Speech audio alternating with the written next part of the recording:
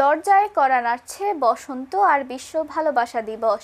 এর কিছুদিন পরই আন্তর্জাতিক মাতৃভাষা দিবস। এই 3 দিবসের বাজার ধরতে ব্যস্ত সময় পার করছেন ঝিনাইদহের ফুল চাষিরা। এ সময়ের ফুল বিক্রি করে সারা বছরের লাভ লোকসানের হিসাব কষবেন তারা। তাই তো বেড়েছে ব্যস্ততা। এদিকে ভালো ফলন পেতে কৃষি বিভাগের পক্ষ থেকে তাদের দেয়া হচ্ছে প্রযুক্তিগত সহযোগিতা।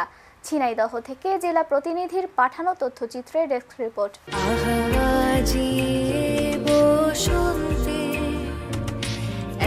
ঝিনাইদহের কোটচাঁদপুর উপজেলার তালিনা গ্রামের দিগন্ত বিস্তৃত মাঠ যেন রূপকথার হলুদ ক্যানভাস।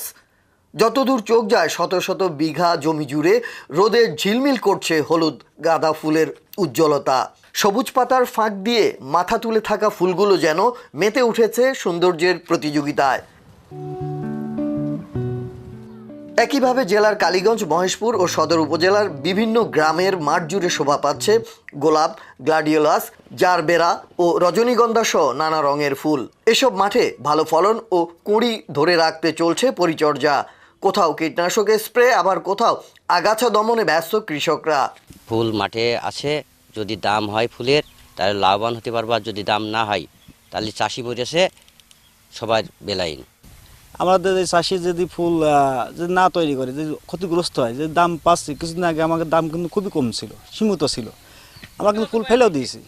দেওয়ার পরে এখন একটু দাম বেড়েছে, সামনে যদি এরকম দাম থাকে তাহলে হয়তো চাষিটা কিছুটা বাঁচবে। বেশি শ্রমিকের দামও বেশি, মানে সব কিছু খরচ বেশি, মানে কি বলবো, একটা 1 বিঘা জমিতে অনেক টাকা ব্যয়। যদি এইবার আমরা ফুলের দামটা একটু পাই তাহলে আমরা কিছু বউ বাচ্চা নিয়ে ডাল ভাত খেয়ে বেঁচে থাকতে পারবো। বসন্ত ভালোবাসা দিবস ও আন্তর্জাতিক মাতৃভাষা দিবসকে সামনে রেখে 3 দিবসের বাজার ধরাই এখন ফুল চাষিদের লক্ষ্য। দাম ভালো পেলে গত বছরের মতো এবারও লাভের মুখ দেখবেন এমন প্রত্যাশা তাদের। তবে এবার নির্বাচনের কারণে প্রভাব পড়তে পারে ফুলের দামে। নির্বাচনের কারণে অনুষ্ঠান প্রোগ্রাম কম, তবে কি হবে কি না হবে বলা যাচ্ছে না। কিন্তু 14 ফেব্রুয়ারি আর 21 ফেব্রুয়ারি কি হবে কি না হবে সে আল্লাহ ভালো জানে। 16 ডিসেম্বরে আমরা তেমন ফুলের বাজার পাইনি। সামনে দিবস আছে, এই দিবসে আমরা ফুলের দাম ভালো পেতে পারি আশা করছি।